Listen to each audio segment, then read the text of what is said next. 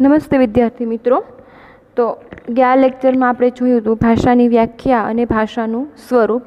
તો હવે આપણે જોવાનું છે પહેલા યુનિટનો બીજો પ્રશ્ન, ભાષાના કાર્યો અને ભાષાનું મહત્ત્વ। તો જોઈએ, ભાષાએ તેમની જુદી જુદી વ્યાખ્યાના પરિબળો સ્વરૂપે ફલિત થતા થોડાક ઘટકો એટલે કે યાદચ્છિકતા, વાચિકતા, ધ્વનિ, સંકેત અને તેમની વ્યવસ્થાના આ બધા અંગોથી અને બંને ઘટકોથી ભાષા સિદ્ધ થાય છે। તો ભાષા જે છે એને વ્યક્ત કરવી હોય તો આ બધા જે ઘટકો છે એ અનિવાર્ય હોવા જોઈએ। જો ઘટકો અનિવાર્ય હોય તો જ ભાષા છે સિદ્ધ થાય છે, નહીંતર સિદ્ધ થતી નથી। માનવ જીવનમાં ભાષાની અગત્યતાની સાથે જ તેના કાર્યો પણ આપણે સમજી શકીએ। તો હવે જોઈએ ભાષાના કાર્યો। વિચાર પ્રક્રિયાના માધ્યમ તરીકે ભાષા, વિચારની અભિવ્યક્તિના માધ્યમ તરીકે ભાષા, વિચારોના આદાન પ્રદાન માટે ભાષા, જ્ઞાન વિજ્ઞાનની માહિતીના માધ્યમ તરીકે ભાષા, અને સાહિત્ય સર્જન માટે ભાષા, અને છેલ્લું છે આર્થિક ઉપાર્જન માટે ભાષા। તો હવે આ બધા જ જે ભાષાના માધ્યમો છે તેને આપણે જોવા હોય તો ભાષા શું છે એ આપણે આગળના લેક્ચરમાં જોઈ ગયા છીએ। તો હવે જોઈએ પહેલા માધ્યમ તરીકે, વિચાર પ્રક્રિયાના માધ્યમ તરીકે ભાષા। સંવેદન અને વિચાર એવા પરસ્પર સંકળાયેલા બે વિભાગો પ્રત્યે મનુષ્યમાં પડેલા હોય છે। કંઈ પણ પ્રક્રિયા થતો અનુભવ તરત જ વિચારોની ભૂમિકાને સ્થિર થાય છે। તો જે માનવી છે એની અંદર કંઈ પણ વિચાર આવ્યો હોય અને એને જો તરત રજૂ કરવો હોય તો એ શેના દ્વારા થાય છે? ભાષા દ્વારા। ભાષાનો જે સંવેદના અને વિચાર છે એ બંને ભેગા થાય તો માણસ છે એ સામેની ભાષા સમજી શકે। હૃદયની અને ચિત્તની એમ બંને પ્રવૃત્તિઓ કરે છે। સંવેદનની પ્રતિક્રિયા રૂપ થતી અભિવ્યક્તિ બહુધા વિચારોનું પરિણામ હોય છે। તો હવે એની અંદર જે સંવેદના છે એને વ્યક્ત કરવી હોય તો એ ભાષાના માધ્યમ દ્વારા વ્યક્ત કરી શકાય છે અને એનું પરિણામ છે ભાષા દ્વારા આવી શકે છે। ભાષાની ગેરહાજરીમાં વિચારોનું હોવું એ આવશ્યક છે। જો મનુષ્યના ચિત્તમાં કોઈ પણ વિચાર આવતા હોય તો એ શેના દ્વારા આવે છે? ભાષા દ્વારા। ભાષા જે છે એ મનુષ્યના ચિત્તમાં પ્રગટ થયેલી હોય તો જ એની અંદર વિચાર આવે છે, બાકી વિચાર આવી શકતા નથી। અને જો ભાષા છે એ પોતાના વિચારોને રજૂ કરવી હોય અથવા ભાષા દ્વારા વિચારોને રજૂ કરવા હોય તો પહેલાં એની અંદર મનની અંદર વિચાર આવે પછી ભાષા છે એ ઉત્પન્ન થાય છે। કારણ કે મનુષ્યના વિચારોનો પિંડ તેના શિશુના ઉત્ક્રાંતિ કાળમાં ઘડાયો હોય છે, જે તેને આ વખતે ગ્રહણ કરેલી ભાષામાં વિચારવા ફરજ પાડે છે। તો મનુષ્ય છે એ નાનપણથી જ એના પિંડમાં એટલે કે જેનું શરીર છે એની વાત કરે છે, એની અંદર જ પોતાનો વિચાર છે એની અંદર બેસી ગયેલો હોય છે, પોતાની જે ભાષા છે એની અંદર બેસી ગયેલી હોય છે। મનુષ્ય કોઈ પણ પ્રાંતમાં રહેલો હોય અને જે ભાષા બોલતો હોય એ એના વિચારોની અંદર આવી જાય છે, એ જ એના શરીરની અંદર ઘડાઈ જાય છે। તો હવે પરંતુ વ્યક્તિના જે સ્વયં સંવાદ રૂપે કાર્ય કરતી હોય છે એ રીતે જોતા વિચારરૂપ ભાષા વ્યક્ત એ ચિત્તની એક ધ્વન્યાત્મક ઘટના છે। તો માનવી જે છે એ પોતાના વિચારોને રજૂ કરે છે, તો ચિત્તની અંદર વિચાર આવે ત્યારે જ વિચાર રજૂ થાય છે, એ સિવાય વિચારોને રજૂ કરી શકાતા નથી। તો હવે બીજું જોઈએ, વિચાર અભિવ્યક્તિના માધ્યમ તરીકે ભાષા। અભિવ્યક્ત કરવું એટલે કોઈની સામે ભાષાને પ્રગટ કરી અથવા વિચારોને પ્રગટ કરવા। મનુષ્ય જે ચૈતસિક વિચારો કરે છે તેમાં માધ્યમ ભાષા બને છે। ચૈતસિક એટલે ચિત્તની અંદર, મનમાં મનુષ્ય જે છે મનની અંદર વિચાર કરે છે તો એનું મુખ્ય માધ્યમ શું છે? ભાષા। એટલે કે વિચાર પણ ભાષા દ્વારા ઉદ્ભવે છે। આ ઉદ્ભવેલા વિચારોને રજૂ કરવા અથવા તો તેની અભિવ્યક્તિ કરવી એ ભાષાના અભિવ્યક્તિના માધ્યમ તરીકે આવે છે। તો મનુષ્યના ચિત્તની અંદર જે કંઈ પણ વિચાર આવ્યા હોય એ વિચારો એ શેનાથી રજૂ કરી શકે છે? ભાષા દ્વારા। અને ભાષા હોય તો જ વિચાર આવે અને વિચાર હોય તો જ ભાષાને રજૂ કરી શકાય, બંને છે એકબીજાની સમકક્ષ છે। ટૂંકમાં વ્યક્તિ જે વિચારે છે તેને રજૂ કરવાનું ચોક્કસપણે ભાષાનો ઉપયોગ કરે છે। તો મનુષ્યની અંદર જે કંઈ વ્યક્ત થાય છે એ શેના દ્વારા કરી શકે છે? ભાષા દ્વારા। અને જેના કારણે તેની અભિવ્યક્તતા અર્થપૂર્ણ બને છે, એટલે કે અભિવ્યક્તિ માટે ભાષા પણ અનિવાર્ય એક તત્વ છે। તો જે ભાષા જે તો હવે જોઈએ વિચારોના આદાન પ્રદાન માટે ભાષા। વિચારોનું આદાન પ્રદાન એ ભાષાનું સૌથી મહત્ત્વનું કાર્ય છે. વિચારોની અભિવ્યક્તિ અનિવાર્ય ન હોય તો કદાચ ભાષાનો જન્મ થયો ન હોત.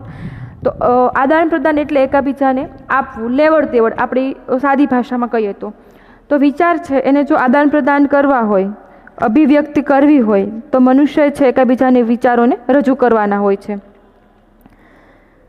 સમાજ જીવનમાં વ્યક્તિત્વ પરસ્પરનો વ્યવહાર ઘણું મહત્ત્વ ધરાવે છે. સંસ્કૃતિ અને સભ્યતા વ્યક્તિ વચ્ચેની પરસ્પરની સંવાદિતાથી સ્થપાય છે. તો મનુષ્યની અંદર જો કોઈ સંવાદિતા સ્થાપતું હોય, એની અંદર પરસ્પર જો કોઈ સંબંધ ધરાવે છે તો એ ભાષાના માધ્યમથી છે.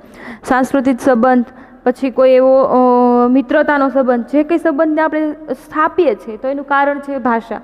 ભાષા હોય તો આપણે કોઈ સાથે વાતચીત કરી શકીએ છીએ અને આપણા વિચારોનું આદાન પ્રદાન એની સાથે થઈ શકે છે.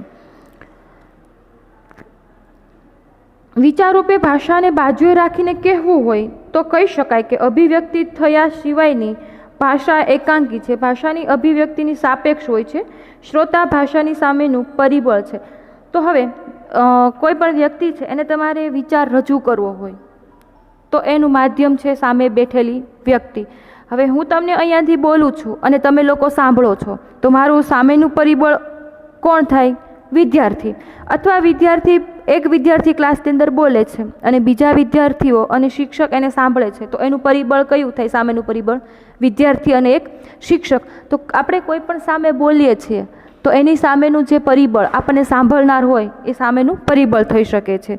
વક્તા પણ ભાવકને પોતાની ભાષા દ્વારા પોતાના વિચારોને સમજાવે છે. તો વક્તા જે છે એ બોલી શકે છે અને પોતાના વિચારોને સમજાવી શકે છે. આમ પરસ્પરની સાપેક્ષતા એ જ ભાષાનું ખરું રૂપ છે. આદિ મનુષ્ય જન્મ્યો તે પછીની તેની સમગ્ર ઉત્ક્રાંતિ ભાષાને આધીન રહી છે. જો પરસ્પર વિચારોનું આદાન પ્રદાન શક્ય ન થયું હોત તો આજે પણ તેમાં રહેલી મનુષ્ય જાતિની ઉત્ક્રાંતિ શક્ય બની હોત અને વ્યક્તિનું શરીર કેટલી ભાષાત્મકતાને પ્રગટાવી આપે છે, પરંતુ મોટા ભાગે જ તેને ભાષાની જરૂરિયાત પડે છે. આવી સ્થિતિમાં મનુષ્યના વિચારોને આદાન પ્રદાન માટે ભાષા મહત્ત્વની બની રહે છે. તો આદિમાનવની વાત કરીએ તો આદિમાનવ જે સમયે જન્મ્યો છે એ સમયે એને ખુદને ખબર નથી કે પોતે કઈ ભાષા બોલે છે, ભાષા કેવી રીતે બોલે છે, ભાષાનો ઉદ્ભવ કયો થયો છે એ કશું એને ખબર છે નહીં. તો એવી જ રીતે કોઈ બાળક છે એને આપણે શીખવાડતા હોય, બાળક છે પોતે બોલવાનું શરૂ કરે, શીખે છે, તો આપણે પહેલાં એને એક જ અક્ષર શીખવાડીએ છીએ. આપણે બોલીએ એમ બાળક છે સામે બોલે, પછી એમાંથી પોતે શબ્દય આવે, પછી આખા વાક્યય આવે, એમ બાળક છે ધીમે ધીમે ભાષાને ગ્રહણ કરે અને બોલતું જાય. તો આપણે બાળકની સામે ભાષાને આદાન પ્રદાન કરી ગણાય, કારણ કે આપણે બોલીએ છીએ ને ભાષા બાળક છે સમજે છે અને પછી આપણી સામે ભાષાને બોલે છે. તો આ હતું ભાષાનું આદાન પ્રદાનનું એક માધ્યમ. હવે જોઈએ જ્ઞાન વિજ્ઞાનની માધ્યમ તરીકેની ભાષા. માનવજાતનો આદિમથી આધુનિક સુધીનો વિકાસ તેના જ્ઞાન પર આધારિત છે. તો માનવજાત જે છે એ આદિમાનવથી લઈ અને આજ સુધીનો વિકાસ તેના જ્ઞાન પર આધારિત છે. માનવીમાં કેટલું જ્ઞાન છે. પ્રકૃતિએ વિશ્વ પર પોતાની શક્તિથી જે કંઈ નિર્માણ કર્યું છે તેના ભાગરૂપે મનુષ્ય સતત પ્રયત્નશીલ રહ્યો છે. તો મનુષ્ય જે છે એ સતત પ્રયત્નશીલ રહ્યો છે પોતે પોતાનું જે જ્ઞાન છે એના માટે. આ પ્રકૃતિ સામેનું આક્રમણ નથી, પરંતુ પ્રકૃતિને સમજાવવાનો પ્રયત્ન છે. ભાષા છે એના લીધે પ્રકૃતિ સામે આક્રમણ નથી કર્યું, પણ એને કઈ રીતે સમજાવી એની વાત કરે છે. આજે ટેકનોલોજી ક્ષેત્રે થયેલી શોધ અનેક સંશોધનોનું પરિણામ છે. તો આજે જે કંઈ ટેકનોલોજી ક્ષેત્રે શોધ થાય છે એના લીધે વૈજ્ઞાનિક એક મોટી વસ્તુ છે કે જેના લીધે આપણે કંઈ પણ નવી નવી વસ્તુની શોધ કરી શકીએ છીએ. જે ભાષાની અનુપસ્થિતિમાં જ શક્ય ન બની હોય તો કે રેડિયો, ટેલિવિઝન, ટેલિફોન, કમ્પ્યુટર વગેરે જેવી ટેકનોલોજી દૂરને નિકટગામની બનાવી અને પ્રવિધિઓને આપણે સાક્ષાત્કાર કરી શકીએ છીએ. તો કહે છે કે આપણે આજે ટેલિવિઝન, ટેલિફોન, કમ્પ્યુટર, સ્માર્ટફોન આપણે જેને અત્યારે વાપરીએ છીએ, જે શબ્દ બોલીએ છીએ, તો આ બધું છે એક ભાષાનું જ માધ્યમ છે. અમુક શબ્દ છે એ આપણે સીધા ફોનમાંથી જ કેચઅપ કરીએ છીએ, સીધા આપણે ટીવીમાંથી કેચઅપ કરીએ છીએ. આપણે હિન્દી ભાષા ઓછો ઉપયોગ કરીએ છીએ. જ્યારે આપણે કોઈ ટીવી કે સિરિયલની અંદર કોઈ પિક્ચર કે સિરિયલની અંદર જોઈએ તો એની અંદર હિન્દી ભાષા આવે છે, તો એનો ઉપયોગ છે આપણે સાંભળીએ છીએ એટલે તરત આપણે એનો ઉપયોગ આપણા બોલવાની અંદર કરી નાખીએ છીએ. આપણને અમુક શબ્દ ગુજરાતીના પણ એવા છે કે જે ઇંગ્લિશ શબ્દ જે છે એનો આપણે રોજબરોજ ઉપયોગ કરતા હોઈએ છીએ, પણ આપણને ખબર નથી કે આપણે અમુક ઇંગ્લિશ શબ્દ છે બોલીએ છીએ. તો એવી જ રીતે આવા હિન્દી શબ્દ પણ ઘણા હોય છે કે જેનો આપણે રોજબરોજ ઉપયોગ કરી લઈએ છીએ, પણ એ શેના માધ્યમથી? તો કે આ વૈજ્ઞાનિકો જે છે એને નવી નવી શોધ કરી એના માધ્યમથી ભાષામાં પણ સુધારો આવ્યો છે. કોમ્પ્યુટરે પોતાની ભાષા બદલી, ફોને પોતાની ભાષા બદલી, એવી રીતે એમ ટેકનોલોજીસમાં જેમ જેમ વધારો થતો ગયો એમ ભાષામાં પણ વધારો થતો જાય છે. ભાષાનું જે પરિણામ છે તે ભાષાનું પરિણામ હંમેશા વિધાયક હોવું તેવું નથી. ભાષા વિસ્ફોટક પણ કરી શકે છે અને સમાધાન પણ કરી શકે છે.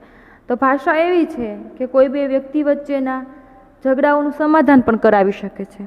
જ્ઞાન અને માહિતીનું આદાન પ્રદાન ભાષાના માધ્યમથી ન થયું હોત તો અન્ય કોઈ ઉપકરણોમાં જ્ઞાન માહિતીનો એટલો વ્યાપક પ્રસાર અને પ્રહાસ કરવા માટે સક્ષમ ન હોત. માટે જ્ઞાન વિજ્ઞાનના માધ્યમ તરીકે ભાષા જરૂરી છે. તો કોઈ પણ આપણે ટેકનોલોજીસની વાત કરતા હોઈએ છીએ તો એવી જ રીતે કોઈ વ્યક્તિ સાથે ટેકનોલોજીની વાત થતી હોય તો એમાં કઈ ભાષા વપરાય છે? જ્ઞાન વિજ્ઞાનની ભાષા વપરાય છે. એટલે જ્ઞાન વિજ્ઞાનને પણ એક ભાષાના માધ્યમ તરીકે આપ્યું છે. ત્યાર પછી જોઈએ સાહિત્ય સર્જન તરીકે ભાષા. સાહિત્યકારે ભાષાનો વિશિષ્ટ વિનિયોગ કરે છે જે વ્યવહારોની ભાષા કરતાં ચડિયાતી ગણાવે છે. કાળના માધ્યમ તરીકે ગણાવી શકાય માટે ભાષા એ સાહિત્યનું અનિવાર્ય તત્વ ગણાવી શકાય છે. તો જોઈએ કે સાહિત્યની ભાષા આપણે જોઈએ તો આપણી રોજબરોજની ભાષા કરતાં સાહિત્યની ભાષા છે એ કંઈક અલગ છે.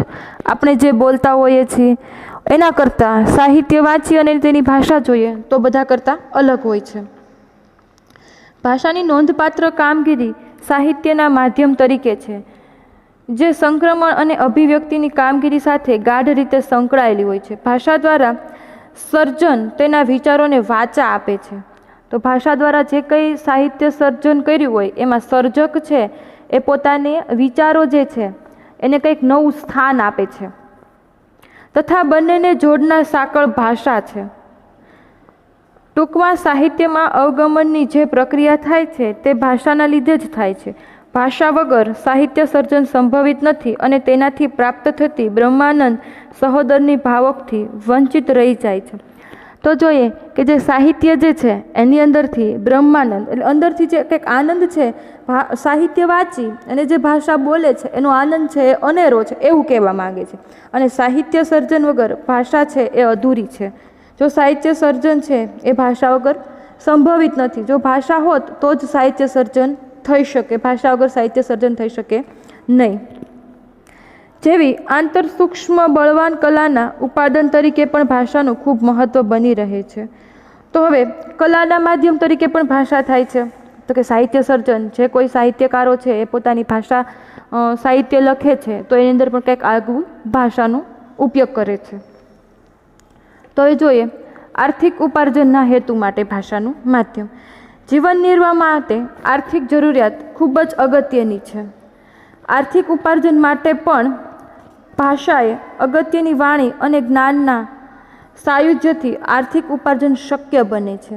ઘણી વખત તો કોઈ વક્તા પોતાની ભાષા દ્વારા જ્ઞાનબોધ આપે એની યોગ્ય કિંમત વસૂલ કરે તો તેના માટે ભાષાની આવશ્યકતા જરૂરી બને છે. તો હવે કોઈ વખત આર્થિક જરૂરિયાતની બાબતનો કોઈ પ્રશ્ન આવે તો એની અંદર પણ ભાષા જરૂરી છે. પછી કોઈ એવું પરિસ્થિતિ હોય અને એની અંદર કોઈ વક્તા આવે અને પોતે જ્ઞાનબોધ આપે છે તો એના માટે પણ ભાષા છે અનિવાર્ય છે. પણ જો એ જ્ઞાનબોધ સાચો લઈએ તો, નહીતર નહીં.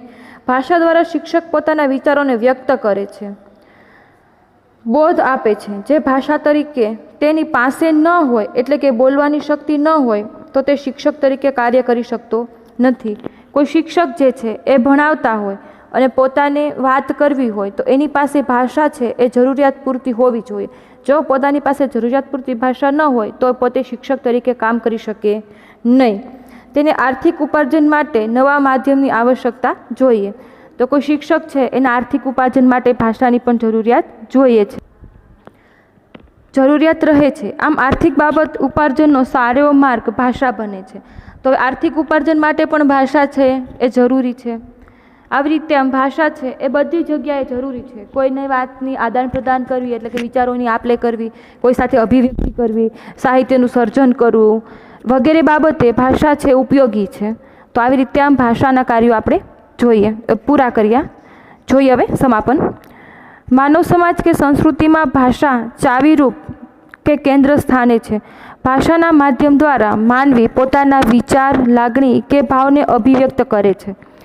તો માનવી છે પોતાના વિચારો, ભાવ અને લાગણીઓને વ્યક્ત કરવી હોય તો એનું માધ્યમ શું છે? ભાષા. ભાષા એ માનવીની અત્યંત વિશિષ્ટ કુદરતી બક્ષિસ છે. ભાષા દ્વારા સામાજિક વ્યવહાર અને સાર્થકતાનું સાધન બને છે. સમાજમાં ભાષાનું અસ્તિત્વ વ્યવહારના માધ્યમ તરીકે પણ છે. તો સમાજની અંદર જો કોઈ માનવી છે એ પોતાનો વ્યવહાર ચલાવતો હોય તો કોના લીધે ચલાવે છે? ભાષાના લીધે. આમ ભાષા એ સામાજિક અને સાંસ્કૃતિક ઘટના છે. તે કુટુંબ સંસ્થાની જેમ સર્વવ્યાપક છે. તો ભાષા જે છે એ કુટુંબ સંસ્થાની અંદર પણ સારી રીતે ઉપયોગ કરી શકે છે. સામાજિક, સાંસ્કૃતિક અને કુટુંબ સંસ્થામાં પણ તેનો ઉપયોગ થાય છે. તો આજે જોયું આપણે ભાષાના કાર્યો.